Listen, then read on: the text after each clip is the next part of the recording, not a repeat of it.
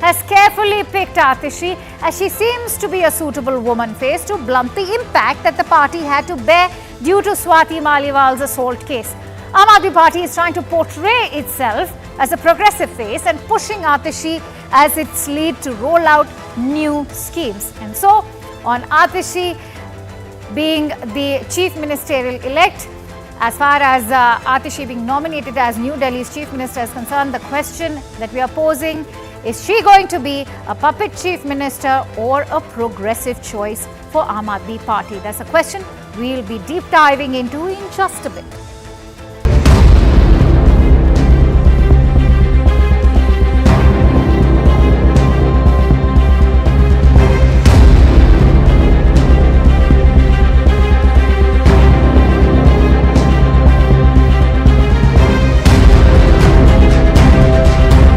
अरविंद केजरीवाल जी का धन्यवाद करना चाहती हूँ, जिन्होंने मुझे इतनी बड़ी जिम्मेदारी दी और इस जिम्मेदारी के लिए मुझ पर भरोसा किया। दिल्ली का एक ही मुख्यमंत्री है और उस मुख्यमंत्री का नाम अरविंद केजरीवाल है।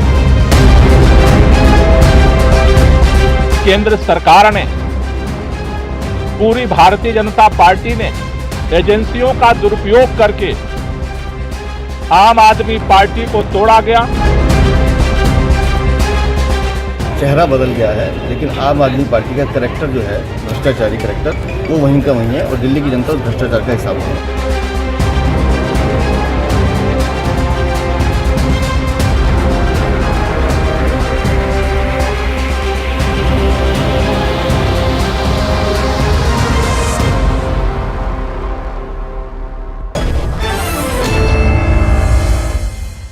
Joining me on Plain Speak today is Mr. Harish Khurana, who's the spokesperson for the Bharatiya Janata Party, Mr. Anmol Panwar, who's a spokesperson for the Aam Aadmi Party, senior journalist Mr. Javed Ansari. I'm also told that I'll be joined in by Mr. Paramveer Singh, who's a political commentator, but in a minute.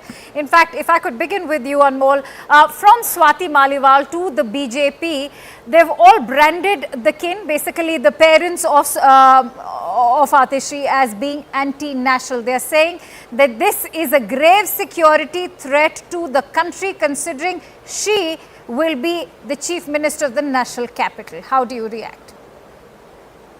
Akansha ji, we all know the anti-women mindset of Bharatiya Janata Party. Atishi ji has been a remarkable force in the field of education and made significant strides and delivered outstanding results while she was the advisor to Mr. Manish Sisodia and also in capacity of the Education Minister of Delhi. And she handled all the important portfolios while Mr. Arvind Kejriwal was falsely implicated and sent behind bars by the Bharatiya Janata Party and its caged parrots, ED and CBI. So the BJP is rattled today. Atishi ji, under the guidance of and leadership of Mr. Arvind Kejriwal, will prove to be extraordinary chief minister in the times to come. And our primary focus is that, along with the people of Delhi who love Arvind Kejriwal model of governance, in the coming months, we will work hard and again make Arvind Kejriwal ji the chief minister of Delhi. The people today are outraged because the way Bharatiya Janata Party leveled false allegations against him, there was no evidence.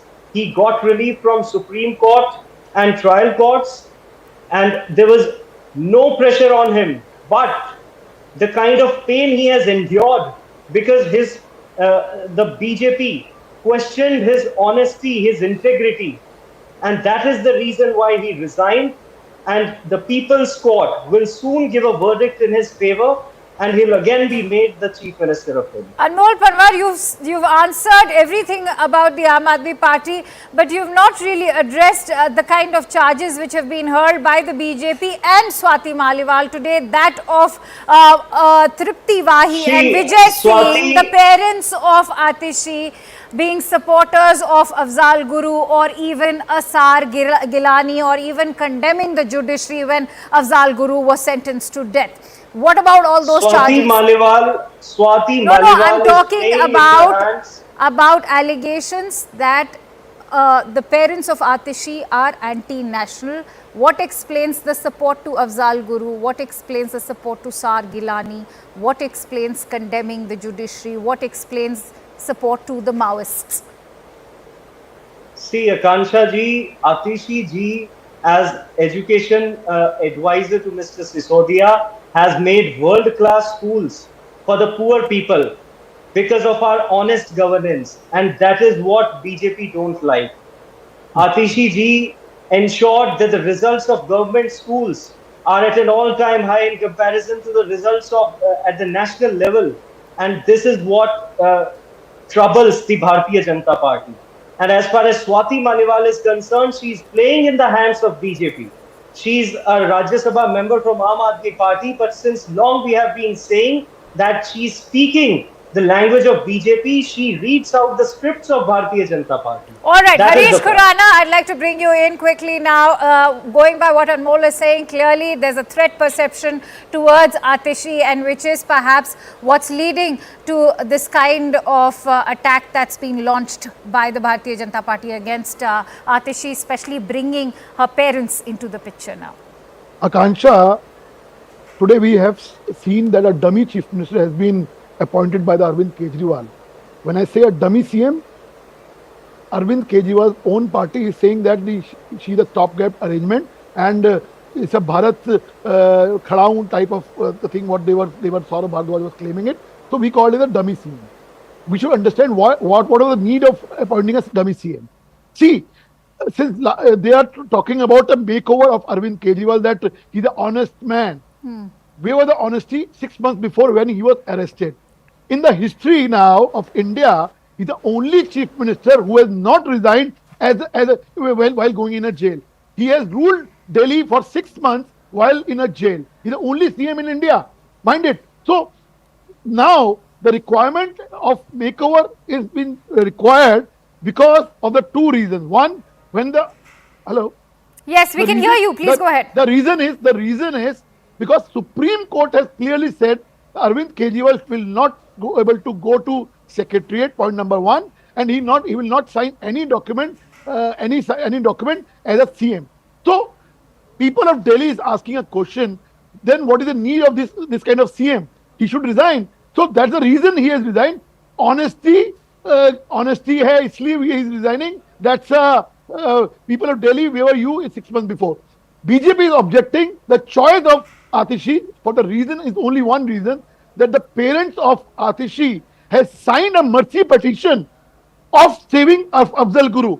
We have a strong objection on that. Arvind Kejriwal has a full right to appoint anybody, but he has found nobody else except Atishi.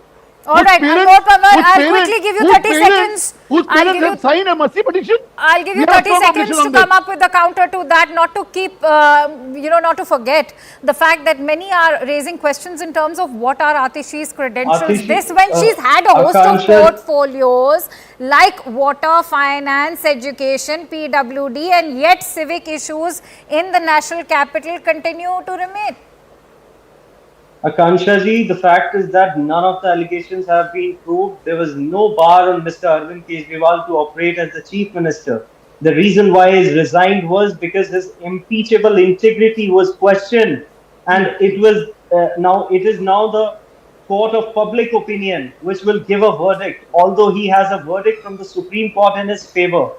And the fact remains that all these baseless allegations and the charges which were leveled against him, he did not resign 6 months back. He did not resign 6 months back because the formula which the BJP wanted to implement was that to level allegations against sitting chief minister, then put him behind bars, then topple his government, and then rule a place where people have already neglected them not once, not twice, but since last 25 years. And considering the development work which the Aam Aadmi Party has done under the leadership of Mr. Arvind Kejriwal, they are certain that they will not be ruled Delhi in the next 25 years as well. That is why when he was under no pressure, and just to ensure that people also give a verdict in his favor. All right. Because in a democracy, people's court is the biggest 10 court. seconds. 10 seconds. Okay, Harish Khurana, I need to quickly go over to Mr. Ansari as well. Akansha, nothing has changed since last 6 months. The only thing is that he came out. The corruption charges are still there. The CM is on bail right now. The point is, if you want to do a makeover of saying that we are the honest people, why they are not 6 months back? The thing has changed. Anmol, Point number one. go ahead. Point number two, Anmol is not giving an answer that her parents have signed. Her parents have signed a mercy petition. He's not saying anything. That there's no evidence against him. Trial court, while granting bail in ED case, said that there's no evidence against him. The Honorable Supreme Court has granted him bail twice. Nothing has written. And even in I the CBI case. Anmol, Even in the CBI case. Do not interrupt. I challenge you where it is. कहाँ लिखा है अनमोल? No. Mr. Khurana, he's heard your point. देश के सामने सुनिए पहले. Even in CBI case, Honorable Justice Bhuyan said that CBI and ED, they are working as caged parrots. And he has been framed and put behind bars so that the order which was passed in the ED case can be frustrated. And this is the reason why he was put behind bars. So he has come clean in 4 orders of the Honorable Supreme Court. Harish and in Khurana, a PLA take a case, rebuttal now. it is at the very first instance. I challenge Anmol that he has not been part of going to Secretariat. It is clearly written that Arvind Kejriwal cannot perform. I cannot perform. All right, I think we are veering away from the topic of this debate, which is about Atishi and less about Arvind Kejriwal, considering he's already stepped down as the Chief Minister. Mr. Ansari, I'd like to bring you in because today the big attack that's come in from the BJP and Swati Maliwal is about her anti-national credentials. If the parents have made certain political choices, should they become Atishi's credentials as well? Akansha, to my mind, this is an afterthought. She's been a minister for years. She's been in government for several years. We never heard, nobody spoke of her parents, of what her parents did and what they didn't do. Nobody doubted her credentials then. Suddenly, now that she's become Chief Minister, people have woken up to the fact that her parents signed a mercy petition. The Honorable Supreme Court has already ruled that even if just because you possess some literature or you support an ideology, doesn't make you a terrorist or doesn't make you, if you're a sympathizer, it doesn't mean that you're a terrorist. Yet, we want to keep harping with that. And we at least as journalists should be very careful, in branding people. So I don't think there is much merit. We need to put this in perspective. Why is it that the BJP has woken up to it now? Why is it that her opponents are calling her names? She ticks all the boxes. As far as I'm concerned, she ticks all the boxes. She has administrative experience. She's highly educated. She's an alumni of the Oxford University. She's a Rhodes Scholar, and she has no charges against her. She's acquitted herself very well. The the schools run by Delhi government are there for everybody to see. And above all, she's a woman, and also it negates, it undercuts the BJP, prevents the BJP. If assume for a moment that Mr. Kejriwal had appointed his wife, as was the speculation yesterday, and a lot of BJP spokespersons were already alluding to it. Imagine if he had appointed his wife. They would have all said this is dynasty. He would have been open to all kinds of allegations. Fair enough. Good points made by Mr. Ansari. He's taken that target away. Paramveer, to my mind, she ticks all the boxes. Now, it all depends on how she acquits herself in the 6 months that they have before Delhi goes to the elections. They have a hostile central government. They have a lieutenant governor who's throwing a spanner in the wheels at every given opportunity, and they no longer have Mr. Kejriwal in government. In the face of all these odds, she has to function. We need to see what she does and how she acquits herself in the job. People will judge her on what she does and does not do. Paramveer Singh, I think going by what Mr. Ansari is saying, I think the first very valid question that comes to mind is that it's not the first time she's being given a plum position like that of the Chief Minister. She's already been part of the Delhi government and been associated with the party since 2019. Henceforth, why is the BJP coming up with the anti-national charge now? Why didn't they speak up earlier when she was the water minister? She's got a host of portfolios underneath her. Why didn't the BJP speak then? And not to forget that the remaining 6 months may just be 6 months, but extremely crucial, especially keeping the run-up to Delhi election in mind. Kamsaji, BJP is not speaking just out of an iota. Atishi ji has been under the scanner of the BJP since long. Her association or her parents' association with the mercy petition of Afzal is not new to these, but things are that she has been appointed as the CM. So these things were, it is very obvious for any political person who is fast to come back in front when he or she is appointed to any important position. So that is a political game which has been played since years long. What right now is happening is Aam Aadmi Party and Arvind Kejriwal ji specifically is working on a well-crafted homework they have done long before. They were fully aware that when Mr. Arvind Kejriwal was dodging the ED summons, they were fully aware that a day will come when he has to surrender in the court and he has to face the music and he has to go to the jail. So all these things would be, as per my personal information, these things might been well-crafted long ago. Atishi was the perfect candidate for this condition and for this situation, being because there will be no the lobbying will not happen as Atishi becomes the CM. There will be no lobbying in the Aam Aadmi Party. So there is a perfect situation here that Atishi will take all MLAs of the party along with her and she will move. And moreover, it is also Kejriwal is in line with all those politicians who have wielded resignation with great effect as weapon. To get rid out of the difficult situation. Harish Khurana, going by the logic that is being presented by the BJP about Atishi's parents endorsing anti-national ideologies, by that logic, technically, if Brij Bhushan Sharan Singh has been charged with sexual harassment, that makes Karan Bhushan Singh also a sexual predator. Why was he given a ticket for Kaisarganj? See, we are only objecting on the moral grounds of Atishi that their parents have done an anti-national thing of applying a mercy petition for a Afzal Guru. That's my point is. We are putting this case in front of public only. Point is not this. We are talking about Arvind Kejriwal's dummy candidate. Today we are focusing who is Atishi? Atishi is just a dummy candidate of Arvind Kejriwal. Nothing will be changed. All right, I see Mr. Ansari wants to make a point. Mr. Ansari. Corruption is at the peak of Delhi. Right, you've made that point. You've made that point. Mr. Ansari. Look, if the BJP really believes that Atishi is Chief Minister designate, Atishi is an anti-national, then why are they just stopping at levelling allegations? Why don't they prosecute her? Why don't they say this is a very serious charge?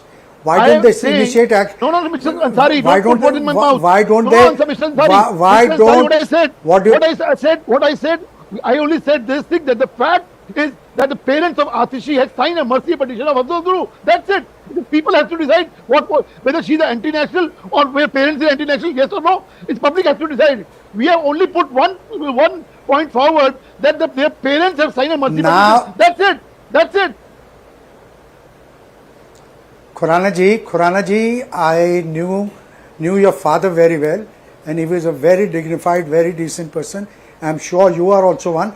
You unnecessarily interrupted me. Allow me to finish. The question that was framed for this debate was on the question of anti-national. If you all really believe if that is the case, then please prosecute her. That you are the Lieutenant Governor is your person. The central government is your party is in power at the center. The Home Ministry should initiate proceedings with immediate effect. Why are you just levelling allegations? All right, Anmol Panwar, I quickly want to bring you in. And this comes from a party. You are the only party that had nominated a terror accused as member of parliament, a terror accused as member of parliament. Now you're accusing the other person, the other party of nominating an anti-national as chief minister. Harish Khurana, I give you 30 People will seconds. turn I around need and to point take a that. question from Anmol. Mr. Ansari, whatever you're saying will not change the fact is that the parents of Atishi has signed a mercy petition, yes or no? Tell me yes or no. Tell me yes or no. Has he signed or no? Please answer me that. That's a fact. Assuming for arguments. Ansari ji, No, I don't know. Okay. You are a learned journalist and you don't know what the fact is. Please. At least we know that you are okay. a learned journalist. I am buying. Listen. Yeah, Mr. Ansari. I am buying what you're saying. I am accepting what you're saying that they signed. But I am accepting what you're saying. Your argument that they signed. All right. So does that make her? So because her parents signed a mercy petition, therefore she becomes anti-national. Really? All right. Is that you the know, case? I think we'll have to just agree to disagree. Anmol Panwar, many are asking the question, why Atishi? It could have been a Sunita Kejriwal or it could have even been a Manish Sisodia. And in fact, by not keeping a Manish Sisodia, are you also scared of bringing in these tainted politicians to the chief ministerial position? Because Atishi had nothing to do with the anti-corruption movement, which, by the way, as you I'm sure will agree, was very pivotal in creating Aam Aadmi Party's image into what it was. Akansha ji, Atishi ji had been at the forefront of Kaam Ki Rajniti. She did a fabulous job as far as education sector is concerned, and she wonderfully delivered, holding multiple portfolios over the period of last 1.5 years when she had been the minister. And although she may have stepped in temporarily before the elections, but under the guidance of Mr. Arvind Kejriwal and his leadership, Delhi will continue with all the welfare schemes like free Bijli, free Pani, Behtar Shiksha. Well, and we've Behtar already Swasth. seen what has happened to Delhi so far with multiple portfolios under her, from education to PWD to finance, even water. And we've seen the kind of disaster that Delhi's gone through during these torrential rains. Do you think she'll be able to do justice to the position of Delhi's chief minister? Certainly, Akansha ji. We also know that how LG put obstacles in the work of an elected government, the way he directs his officers to disrupt the work and not listen to the elected ministers of the cabinet. So we will certainly overcome all these atrocities and all these hurdles which are time and again being put behind the last 10 years. All right, Harish Khurana, I think the fingers are now pointing towards you, considering how LG continues to pose hurdles. Will again be, I'm sure it will continue to come up even as Atishi takes over as the chief minister. Akansha, on one hand they are saying they have done a lot of work for Delhi, and on the other hand they are saying LG is obstructing it. So two things cannot go side by side. Point number one. Point number two, if she's so much capable, why the stopgap arrangement? Because Arvind Kejriwal and their whole party is saying it's just a stopgap arrangement. I mean, why, when we are saying it's a dummy chief minister, then you are yourself is saying that yes, she's a dummy chief minister. End of the day, Arvind Kejriwal will be working from the behind. Is it just a face? All right, I think I'll have to leave it at that. I'm sure Arvind Kejriwal's made a safe bet. We don't know how far this is going to go for the electoral prospects of the Aam Aadmi Party, whether Delhi especially is concerned. But we'll have to leave it at that. And with that, it's time to cut to a quick break. But coming up, 100 days of Prime Minister Modi and Modi 3.0's report card, which has been unveiled on Prime Minister's birthday. Is it a stronger roadmap for Vikas? We'll find that out in just a bit.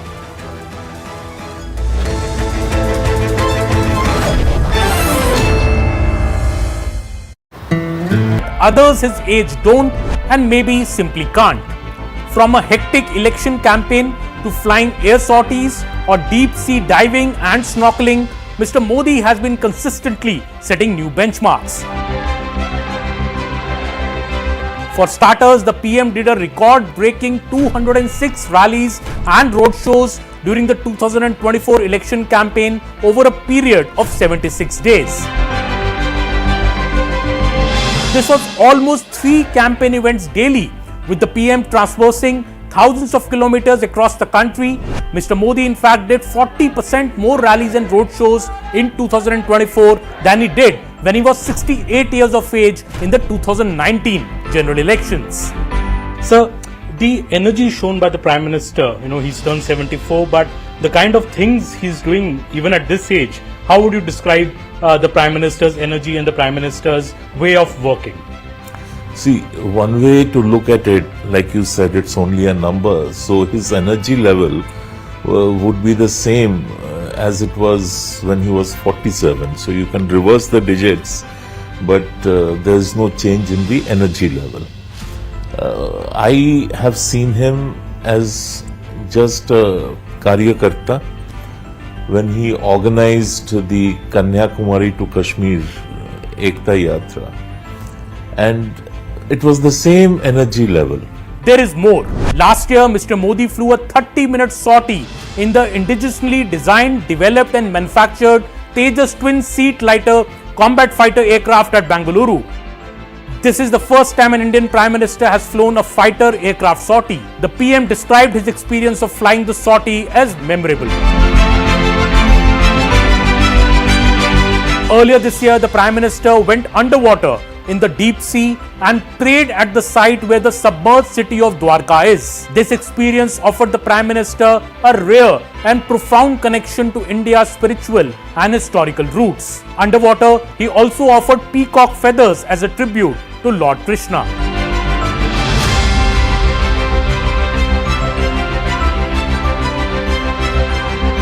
He had gone snorkeling in Lakshadweep earlier this year as well.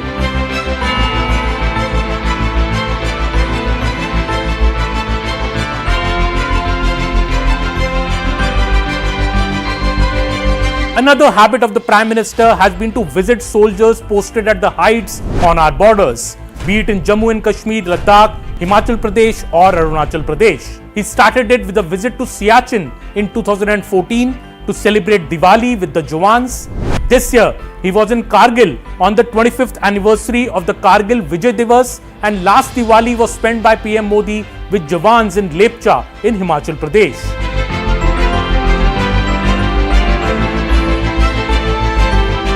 In 2020, Mr. Modi had surprised all by travelling to Nimu in Ladakh to interact with Indian troops near the India-China border. In 2022, Modi's pictures from Kargil while trying his hands at guns, or the ones from the Defence Expo in 2020 when he fired at a virtual firing range, had also captured headlines. First thing in the morning and last thing in the morning, he checks on what has been done during the day and what will be done during the day, and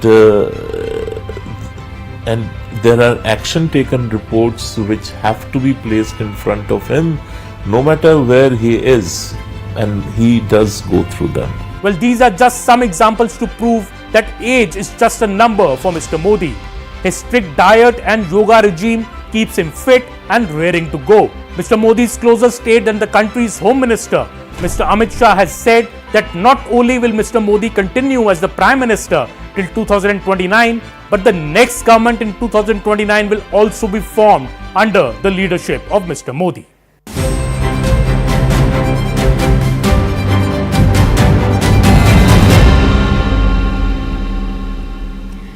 Well, the central government led by Prime Minister Narendra Modi completes its 100 days of being in power for the third successive term today, coinciding with his 74th birthday as well. Prime Minister Modi's birthday remains much like any other working day, but it does signify an occasion to celebrate the Seva Parv, a fortnight-long festival that the BJP organizes every year to showcase his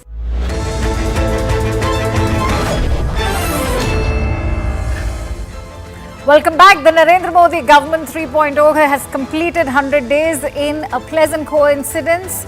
The birthday of our Prime Minister Narendra Modi also happens to be today, which is being celebrated as Seva Divas. The last 100 days have been historic in many ways, with the nation witnessing a slew of new development projects, from ensuring free medical insurance cover to senior citizens over 70 years, to launching the unified pension scheme for government employees, to being committed to Kisan welfare by hiking off the MSP, schemes for poor, giving the go-ahead to construct 3 crore new Pakka homes for poor under the PM Awas Yojana. The focus, policy interventions for green energy. The Prime Minister has given an altogether new dimension to his pledge of making India a Viksit Bharat by 2047. Let's first also look at the hits of the 100 days under Modi 3.0. There were projects worth 15 lakh crore rupees which have been launched, standing firm to Kisan welfare, as 20,000 crore rupees under Prime Minister Kisan Samman Nidhi was also released. It's also shed the colonial era laws. The codes were replaced with Bharatiya Nagarik Suraksha Sanhita laws. In the budget of 2024, the angel tax was abolished and the corporate tax was also slashed. The unified pension scheme was brought in as well. The welfare of the government employees has been taken care of. The Ayushman Bharat cover has expanded for seniors above 70 years of age. Certificates have been given to 11 lakh Lakhpati Didis. Let's now also look at the misses of Modi 3.0 government. After criticism, the UPSC lateral entry move has been rolled back. The draft broadcasting bill was also withdrawn. Waqf bill was sent to the standing committee to develop a broader consensus with the opposition. Indexation benefit was reinstated after criticism. 21 soldiers have been killed in action in Jammu and Kashmir in 3 months, and the opposition has been unrelenting in its attack on the government over these deaths. Privatization delays have hindered reforms as well. There has been no solution to the Manipur conflict even after 15 months, and the tense situation has been one of the fiercest counts on which the opposition has targeted the government. And so on 100 days of Modi 3.0, the reform push in 100 days roadmap for Vikas, is this ahead? That's a question that we'll be posing to our guests today. Bhajpa सरकार दिन रात जनता जनार्दन की सेवा के लिए काम कर रही है। 75,000 नई मेडिकल सीटें जोड़ने का भी फैसला किया गया है। 60 साल के बाद पहली बार देश में राजनीतिक स्थिरता का माहौल आया है।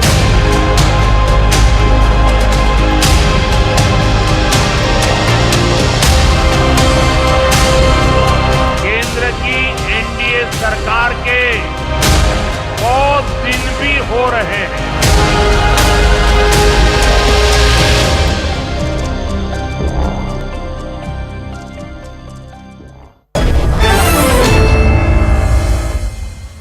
All right, I'm joined in by Ms. Mahima Singh, who's the spokesperson for the Congress Party. I'm also joined in by Mr. Gopal Agarwal, who's the spokesperson for the Bharatiya Janata Party. Many thanks to you, Mahima, and Mr. Agarwal for joining in. Mahima, we all understand that there have been disasters, there have been reversals, something that the Congress Party has brought up today, but it's also called Modi 3.0 directionless and one that lacks a vision. Why so? Jai Hind. First of all, I think I joined the country in wishing the Prime Minister a happy birthday. It's his 74th. But I think it is also an occasion to ask the Prime Minister that why should we not have happy youth, happy women, happy farmers? Why should we not have a happy nation? And why I say so answers your question as well when you ask me that why are we saying that they are non-decisive? Why are we saying they are confused?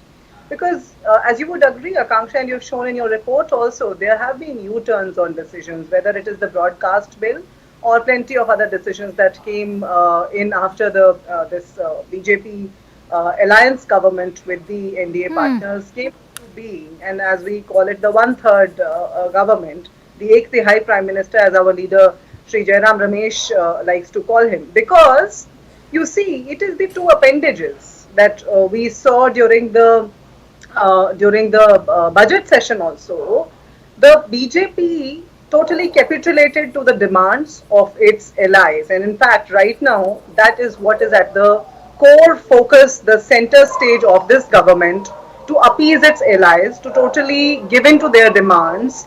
And that is what we are seeing day in, day out. Now, coming to the debacles and the disasters of the people of this country, you see, there have been train accidents, 38 train accidents, Akanksha. There have been 56 infrastructural collapse incidences. There have been 26 terror attacks, 104 incidents of crime against women. Mahima, I'm going to in fact give you time to in fact get into all of those issues with regards to the railway accidents and with regards to issues of national security as well.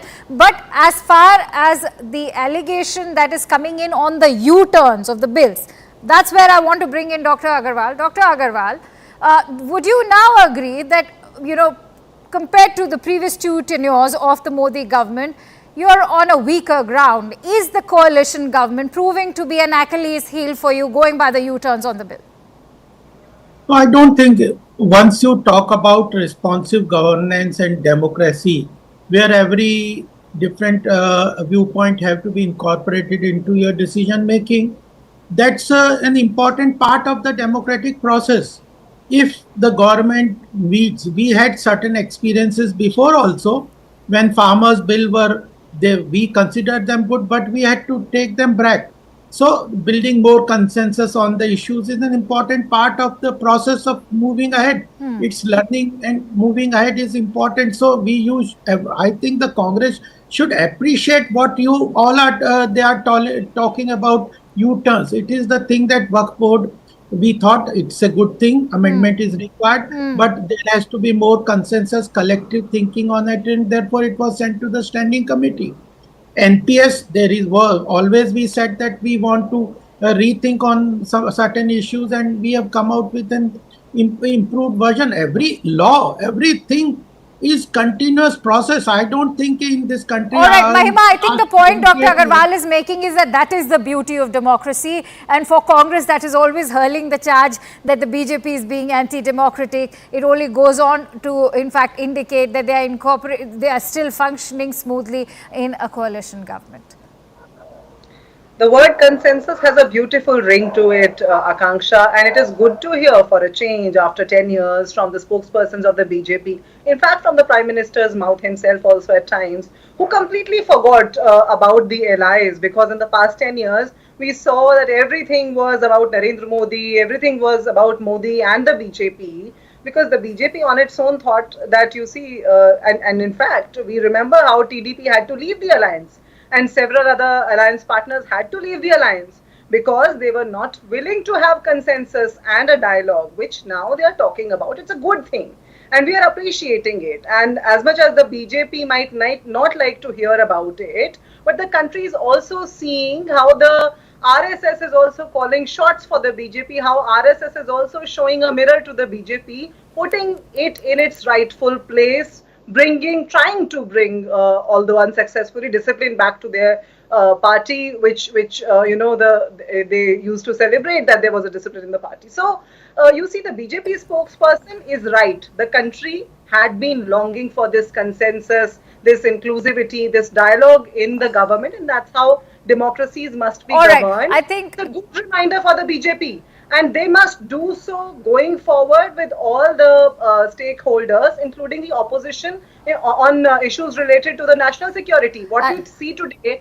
at the end of these 100 days, Akanksha, is our chief security advisor sitting before the president of Russia in a very servile posture. Mr. Ajit Doval sitting in that servile posture before Russian president is a very, very sorry state of affairs, a sorry picture for all of us Indians. Gopal Agarwal, I think more than Doval's presence with the Russian president, I think what's of immediate importance is that we address security concerns in Jammu, considering we've seen that spike in militancy in Jammu. Not to forget the conflict in Manipur, which is refusing to die down. Why isn't the government talking about it? Why isn't the government able to control the situation there? No, Akanksha, everything just talking is not the issue. It is what we are doing. If Article 370 was abrogated in Jammu and Kashmir. It was an important part. Why our constitution talked about removing Article 370? So the issue is after 75, 77 years, it is our government which did it. In Manipur, today, yesterday only, the Home Minister announced that 13 more centers for providing essential commodities to the people will be opened by MHA. The thing is, what we have done. Why if couldn't you this look be at- done no, earlier, Akansha, let me Mr. finish. Agarwal? No, let me finish it. But the thing is, if you see globally, the image of India at the global level in the multilateral platforms, in the multilateral conflict is extremely important. The way Russia, Ukraine crisis, Israel, Gaza, those issues, how our balanced approach by the Prime Minister has helped into creating a strong image for the country. The strong globally at the global level, India is considered now an important player in every decision. So All right. that is the Mahima Singh wants to come on up the with a economy rebuttal. also. Right. Just wait on the economy I side. will Things come have to been you done. because there we are going infrastructure. point by point, Mr. Agarwal. Let me also take a point from Mahima. Mahima, go ahead. You see, it's good. It's a good thing that the BJP spokesperson reminded about the abrogation of 370, because we are today aware that the BJP has failed to put its candidate in the majority of seats in Kashmir. There are only 19 candidates nominated by the BJP in 47 seats of Kashmir. We remember in Lok Sabha elections, none of the 3 seats were contested by the BJP. So the BJP is trying to present a picture that all is well in the valley. We are contesting the elections, but the ones who take pride in abrogating Article 370 are actually having to lie low. Now coming to, you see, Manipur, we also remember the recent statement that came out from the governor of Her Excellency, the governor of Manipur, Akanksha, and that statement is very telling. That statement tells us that there's been a complete failure of law and order, and the Prime Minister refuses to go down that road. He refuses to tell the whole nation that why has he turned a deaf ear to the. All right. I'm going to give an opportunity to Mr. Agarwal. SEBI chiefs, the whole controversy that the BJP and this NDA government is looking away from must be discussed on your debate, because that's a part of these 100 days, and the government is continuing to live in denial. Gopal Agarwal, how would you respond to that? Not to forget that there's this consistent charge even prior to your government formation, ever since we saw the campaigning for Lok Sabha, that unemployment is only rising and the figures are being concealed and they are not being addressed. I'd like your closing thoughts, keeping those points of Mahima in mind. Akanksha, if you look into the economy, the Indian economy is at a best time in this period. If you look into various achievements that the government has able to do in this 100 days, it's remarkable. 113 new medical colleges, creating 75,000 medical seats. The 13 new Vande Bharat launched. There are 3 lakh crore of infrastructure project. A village or almost 49,000 crore have been allocated to build roads on the Pradhan Mantri Awas Yojana, Pradhan Mantri Gramin Sadak Yojana. 3 crore new houses. And what we have promised that by sometime in near future, everybody by the 2029, everybody in this country will have a house of his own. That is what we achieve. The 15 seconds. Startup ecosystem, the economic growth, the global level of G7 recognition, G20 recognition, they are the achievements with the. Mr. Agarwal, let Mahima make a point. The BJP spokesperson must answer when will they stop lying to the country, or are they living lies? If Rahul Gandhi was more responsive and with his statement at the global level, India's image is very strong. It is only Rahul Gandhi who undermines the country at the global platform. Instead of giving sermons to India, All right. I'm afraid we'll have to leave it at that. There is no doubt that challenges do lie ahead for the Modi government, not to forget the fact that we are speaking at a very critical time when assembly polls in certain very pivotal states are also awaiting us. And we do hope that the government is able to deliver on its promises. And with that, I'd also like to bring you a CNN News 18 exclusive with Union Minister Mr. Gajendra Singh Shekhawat. Listen in and thank you for watching Plain Speak. Many thanks to you, Mr. Shekhawat, for joining in. First of all, congratulations on 100 days of Modi 3.0. In retrospect, how do you assess the 100 days gone by? देखिए, माननीय प्रधानमंत्री नरेंद्र मोदी जी के नेतृत्व में ऐतिहासिक सरकार तीसरी बार बनने के बाद उसी दिशा में, उसी लक्ष्य को प्राप्त करने के लिए, उसी मार्ग से भारत को विकसित बनाने का लक्ष्य, दिशा तय है और मार्ग जो कि सामान्य मानवीय के जीवन में परिवर्तन लाकर उसका सशक्तिकरण करना, इस मार्ग से चलते हुए जो काम 2014 से शुरू किया था, पिछले 10 साल के कालखंड में जिस तरह से फाउंडेशन रखी गई, एक स्ट्रांग फाउंडेशन विकसित भारत की रखी गई, मोदी 3.0 में उस फाउंडेशन पर विकसित भारत का भवन बनाने के लिए तेज गति से और कई गुना तेज गति से मैं कहूं कि काम प्रारंभ हुआ है। पिछले 100 दिन में ही 15-16 लाख करोड़ रुपए से ज़्यादा का इन्वेस्टमेंट भारत की विभिन्न योजनाओं के माध्यम से करने में सरकार ने सफलता प्राप्त की है। माननीय प्रधानमंत्री जी का ये संकल्प कि भारत के विकास के लिए 4 घटकों में ही भारत को बांट करके देखा जा सकता है, महिला, गरीब, किसान और युवा, इन चारों के जीवन में परिवर्तन लाने के उद्देश्य से सभी रेस्पेक्टिव मंत्रालयों ने उस दिशा में बहुत गति के साथ में काम किया है और इस सब का परिणाम आने वाले समय में स्पष्ट रूप से दिखाई देगा। इस 100 दिन में सरकार ने जिस गति के साथ में काम किया है, पूरे देश का ये आत्मविश्वास कि भारत विकसित बनेगा, उसको इसके चलते हुए बहुत बड़ा बल मिला है। गजेंद्र साहब, जब आप इस पूरे मार्ग के सशक्तिकरण की बात करते हैं तो ऐसी कौन सी कठिनाइयां पड़ी हैं पिछले कुछ 100 दिनों में, वो भी हमसे ज़रा शेयर करें। देखिए, देश में अगर कोई एकमात्र कठिनाई है वो है हमारे विपक्ष का डिस्ट्रक्टिव अपोजिशन की तरह बिहेवियर करना। रचनात्मक विपक्षी की तरह काम करें, स्वागत है, लोकतंत्र में उसके लिए जगह भी है, लोकतंत्र में उसका सम्मान भी है, आदर भी है, लेकिन केवल और केवल अपनी महत्वाकांक्षाओं की पूर्ति के लिए झूठ परोसना, झूठे नैरेटिव खड़ा करना, झूठे नैरेटिव गढ़ना, दुनिया भर में जाकर के भारत की बढ़ती हुई छवि को, उभरती हुई छवि को धूमिल करने का प्रयास करना, मुझे लगता है यही एकमात्र सबसे बड़ी चुनौती जो है वो आज के समय में पिछले 100 दिन में हम सब ने देखी है। कांग्रेस का कहना है कि आप डायरेक्शनलेस गवर्नमेंट हैं और विजन नहीं है इस गवर्नमेंट का। क्या ये कहना सही है कि मोदी 3.0 का कोई विजन नहीं है? मैं आपसे पूछता हूं, क्या ऐसा कोई भी देश में समझदार व्यक्ति, पढ़ा लिखा व्यक्ति, बिना पढ़ा लिखा व्यक्ति, गांव गरीब का व्यक्ति या दुनिया में रहने वाला कोई भी व्यक्ति इस बात को कह सकता है? मोदी सरकार का, भारतीय जनता पार्टी का स्पष्ट लक्ष्य, हम भारत को विश्व का सबसे समर्थ, शक्तिशाली, संपन्न, समृद्ध देश बनाएंगे। मार्ग जैसा मैंने कहा तय है कि उसका रास्ता गांव, गरीब, किसान, पीड़ित, शोषित, वंचित, दलित, इनके जीवन में परिवर्तन लाने से जाता है। मार्ग भी तय है, लक्ष्य भी तय है, फिर भटकाव कहाँ है? उन्होंने नीट यूजी फियास्को की बात की है, वायनाड में जिस तरह का डिज़ास्टर हुआ उसकी भी बात की है।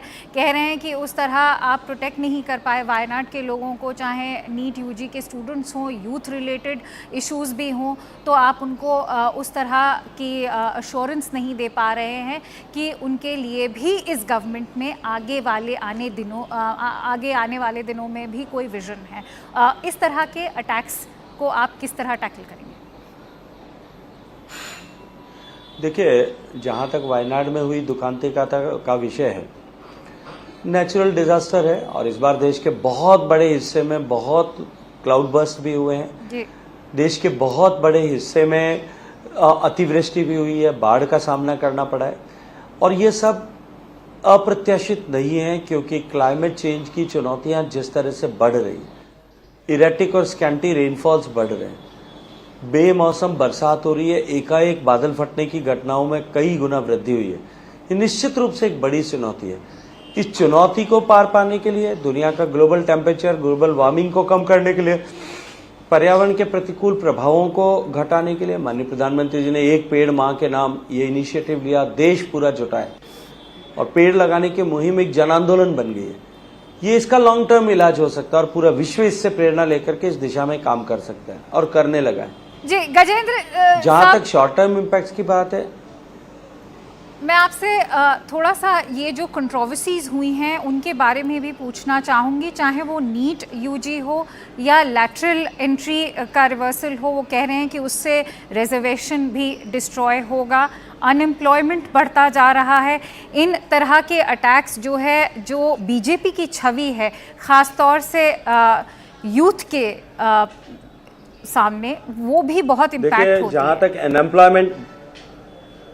जहाँ तक अनएम्प्लॉयमेंट का प्रश्न है, मुझे लगता है नहीं कि पता नहीं कौन सी किताब के आंकड़े देखकर या कौन सी रिपोर्ट के आंकड़े देख करके हमारे विपक्षी मित्र कहते हैं। हाँ, ये जरूर है कि विपक्ष के सारे लोग जिन सपनों को लेकर के 2024 के लोकसभा चुनाव में गए थे जी, वो सपने देश की जनता के द्वारा धूलि धसरित कर देने के बाद में, वो सपने जब मिट्टी में मिला दिए देश की जनता ने और पूरे बहुमत की एनडीए की सरकार बना दी, उसके बाद में वो सारे लोग जरूर बेरोजगार हो गए और अब बेरोजगारी का आलाप जो है अपने दर्द को उठाते हुए घूम रहे हैं। जहां तक नीट यूजी पीजी के प्रश्न का प्रश्न है जी, देखिए वो विषय न्यायालय में जो है लंबित भी है, न्यायालय ने उसमें अनेक बार टिप्पणियां भी की है, निर्णय भी किए हैं और निर्णयों के बाद में शायद मुझे लगता है कि पब्लिक प्लेटफॉर्म पर और मीडिया में हम सबको इन विषयों पर चर्चा करने से बचना चाहिए।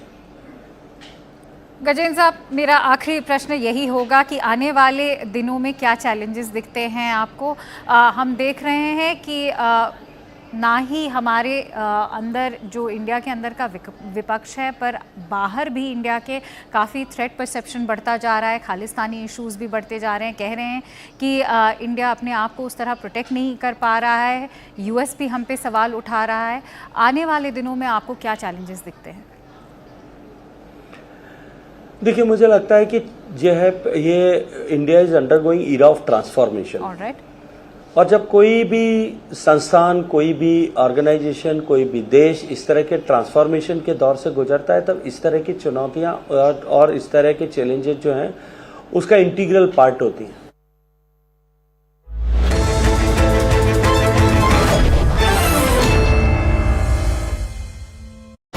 Citizens' welfare and also service to mankind.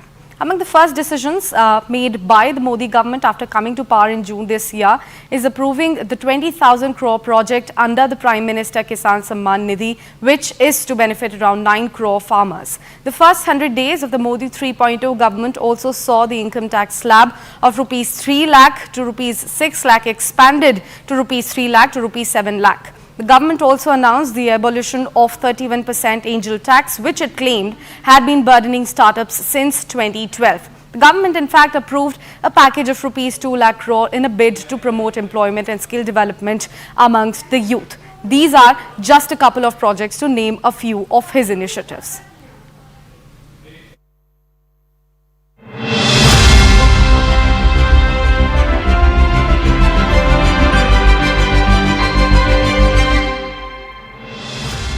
Narendra Modi is 74 and age is just a number for the Prime Minister.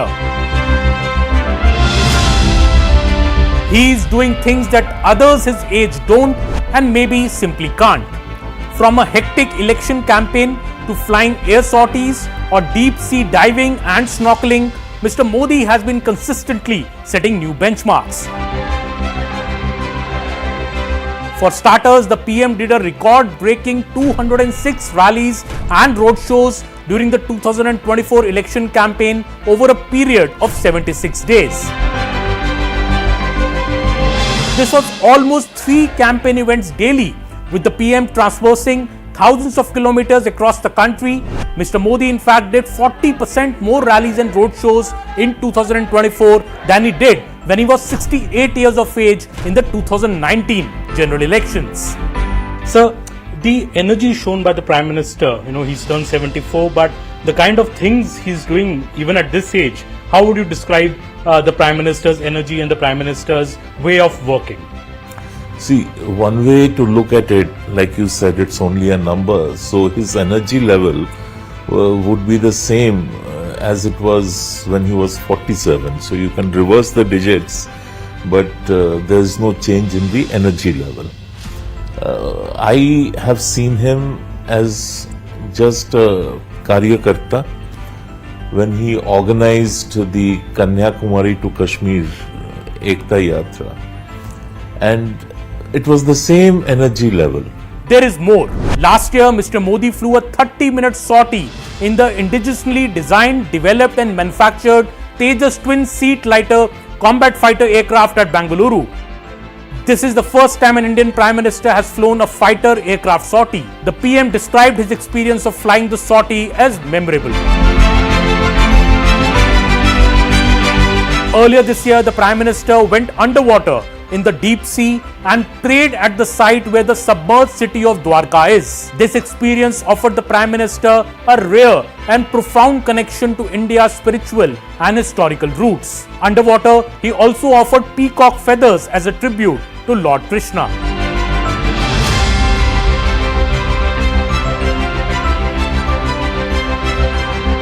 He had gone snorkeling in Lakshadweep earlier this year as well.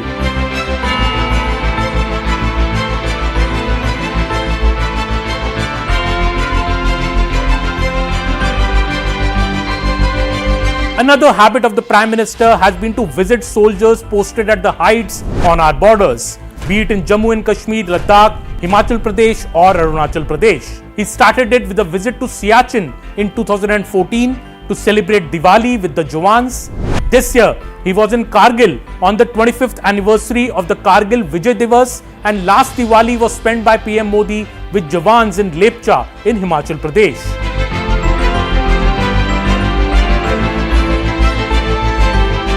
In 2020, Mr. Modi had surprised all by travelling to Nimu in Ladakh to interact with Indian troops near the India-China border. In 2022, Modi's pictures from Kargil while trying his hands at guns, or the ones from the Defence Expo in 2020, when he fired at a virtual firing range, had also captured headlines. First thing in the morning and last thing in the morning, he checks on what has been done during the day and what will be done during the day, and there are action taken reports which have to be placed in front of him no matter where he is, and he does go through them. Well, these are just some examples to prove that age is just a number for Mr. Modi.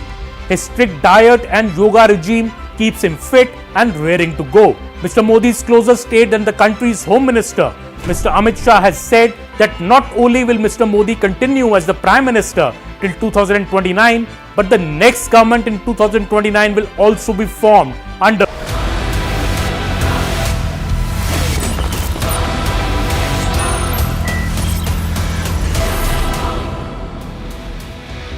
Viewers, whichever way you cut it, due process loses. Aam Aadmi Party Supremo Arvind Kejriwal, who is not entrusted by the Supreme Court to enter his office or sign a file, has today made a decision that will be supremely consequential for